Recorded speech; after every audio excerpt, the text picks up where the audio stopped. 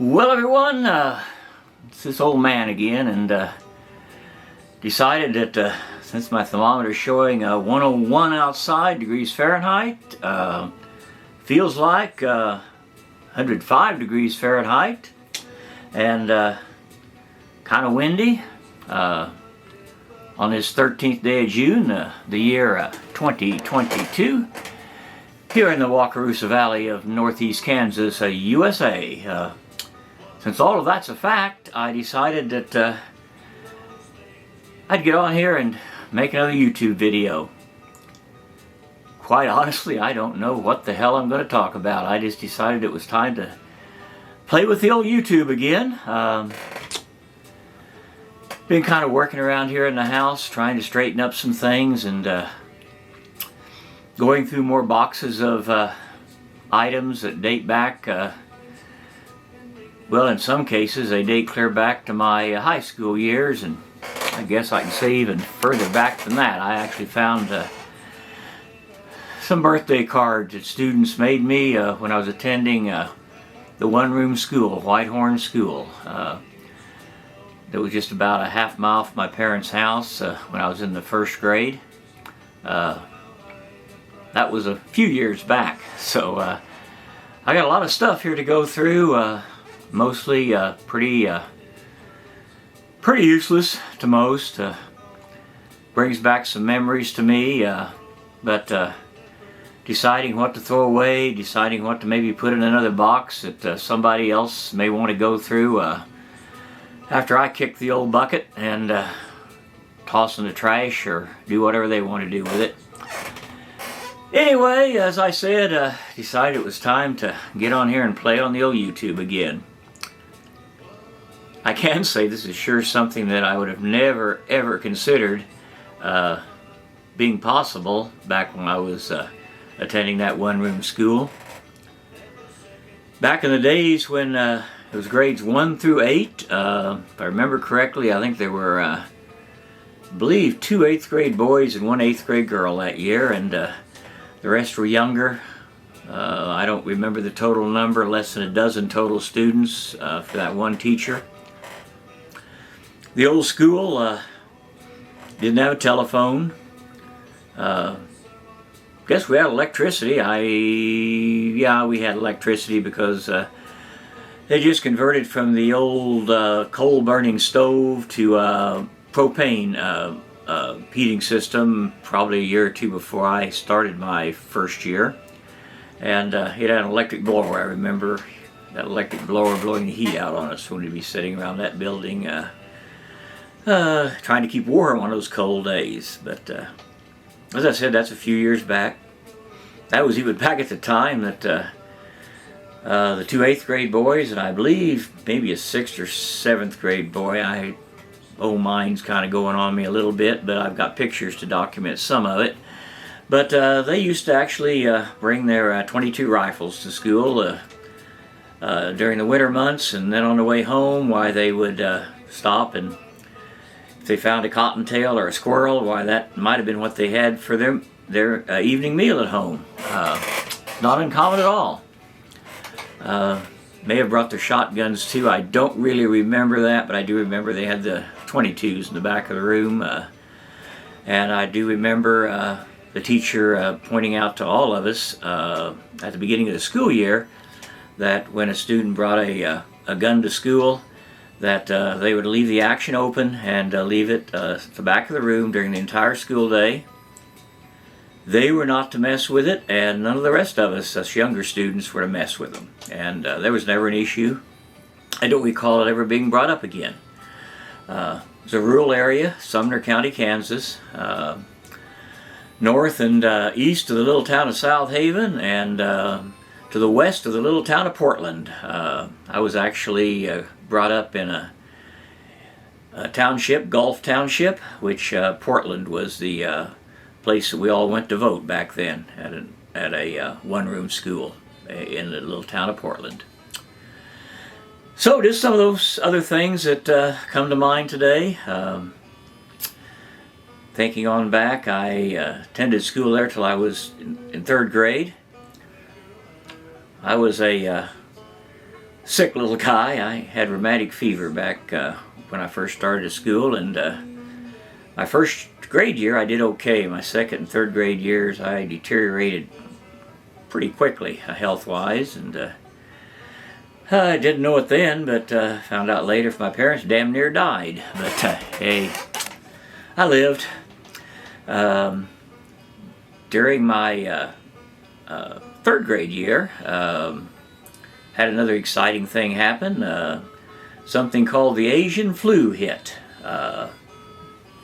Not the China one, but the Asian flu. And I didn't even realize how many people died from that back then in the kind of early to mid 1950s.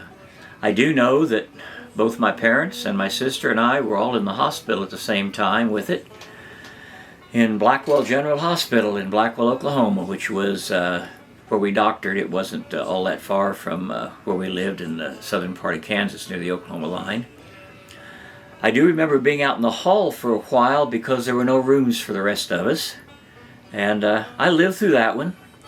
I was in the hospital 3, maybe 4 times within a year. The last time having my tonsils out, and after that I got much better. I didn't do too bad at all. I came close to perfect attendance several years when I was attending elementary school in South Haven. That's where I went after the one-room school closed down. There were 3 years in a row that I would have had perfect attendance, except for 1 year I had the measles, 1 year I got the mumps, and the other year I got the chicken pox. Not necessarily in that order. I think chicken pox was first. All in the spring, and I was home for a while with all of them. I survived all those too. That's back before vaccines for those particular types of disease. Just about everybody got it, and then after that I did real well because there was not too many things left to get. Oh, by the way, I'd survived polio too. I didn't get it because I did get the polio vaccine when they first came out. One of my nurses when I was in the hospital, a nurse by the name of Alice Cherry, for some reason I remember her name, young girl that had polio and had a little trouble getting around, but was a great nurse. And it was about that time that the vaccine came out, though, and I remember my parents and sister and I, we went into South Haven for our vaccine. I sure don't remember any assholes bitching about a vaccine. I mean, we were glad, parents were glad, to get something that was going to keep us from being paralyzed for the rest of our lives or dying, which many people did. Well, I could get on into a lot of that, but I'm going to try to keep politics out of this long rambling as much as possible, and kind of move on. Life went on. I enjoyed my life growing up on the farm. No social media. Something that I kind of looked forward to back then during the summer months was getting the weekly reader, the summer weekly reader once a week, and being able to catch up on news reading that. I think I was in the 8th grade when my dad bought a combine for me to operate. I'd loved harvest, but I hadn't operated anything, and we always hired our harvest done. And he decided to buy an old 1948 John Deere Model 55 12-foot header combine because I'd ridden around a lot before with the guy we hired, a neighbor, a guy by the name of Art Weekly, World War II vet. A guy that I really enjoyed being around, and he'd let me ride on the combine with him when he was cutting wheat, and I kind of got pretty, familiar with how to operate it. So my dad bought this old used one, and I operated it. And I didn't like sitting in line at the elevators, so I was more likely the type of person who wanted to be on a combine and out in the fresh air, even though it was kind of dirty. No cabs or anything back then. We had that combined up until I believe I was a sophomore or junior in high school, and my dad sold it and bought a much newer 1958. It was only about 10 years old, Model 55 John Deere. Still no cab or anything, but it had power steering. Wow, that was neat, power steering. And 14-foot header, and I operated it on through the rest of my high school years and into college. My parents sold the farm in 1978. They moved to Wellington, retired, moved to Wellington. I was teaching in Caldwell, Kansas then, and I taught there at Caldwell Elementary School from 1971, my first teaching assignment, until I left in 1990 actually. 1991 I moved to Topeka. And that's a whole nother story. I won't get into the ornate box turtle story here, but that little turtle is something I owe a lot to. Without it and things it caused, I would have never moved to Topeka probably. I'd have never met my wife Suzanne. I'd have never had the enjoyable 25 plus years with her living here in Wakarusa along Colby Creek. And once again, that's another story. A little politics in that too that I won't get involved with either, but people that are really interested, someday maybe I'll share it with you. I've shared it with a few people, so a few of you know what I'm talking about. Anyway, I'm leaving a lot out, cutting a lot things short. I spent a lot of time. I love teaching. Did a lot of field trips with students. Traveled all over the country. Actually, took students on trips to New Mexico, Oklahoma, gosh, other states too. I can't even remember all. After I retired, I enjoyed, along with my wife, traveling to the forgotten coast of Florida, down around Apalachicola, and spending time with Joe Collins and his wife Suzanne, doing research there. Some wonderful times. Joe lost his life in, my mind's going to go blank on me, I think. I'm going to say 2012, January of 2012, I believe, while he was in Florida. We'd just gotten home from our time there with him when I got that phone call. My wife developed cancer shortly after our 25th wedding anniversary, which was in 25th wedding anniversary being in 2019. In July, she developed cancer. Then in November, she lost her battle with that the week that the COVID crap hit, March 8th of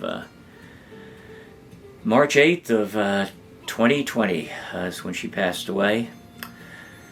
Kind of been on my own since, isolated here for well over a year due to the COVID mess. Wouldn't have been for my dog Maxwell, the rescue dog Suzanne and I got. Very little chance I'd be making this video today, because I don't think there's a snowball's chance in hell I would have survived that year. The dog basically was one of the main things that kept me going.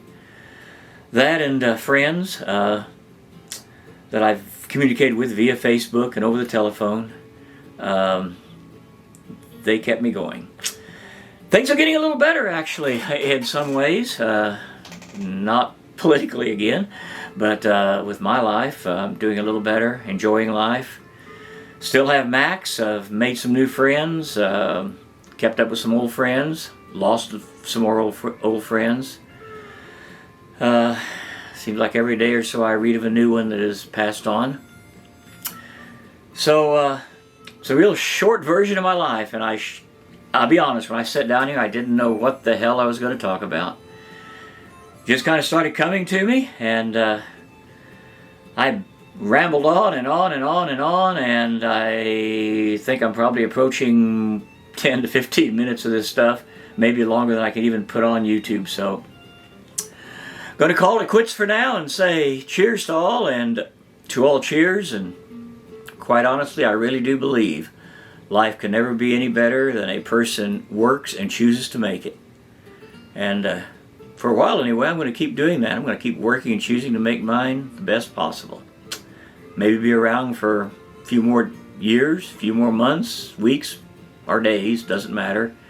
No way of knowing. So, cheers to all. Farewell.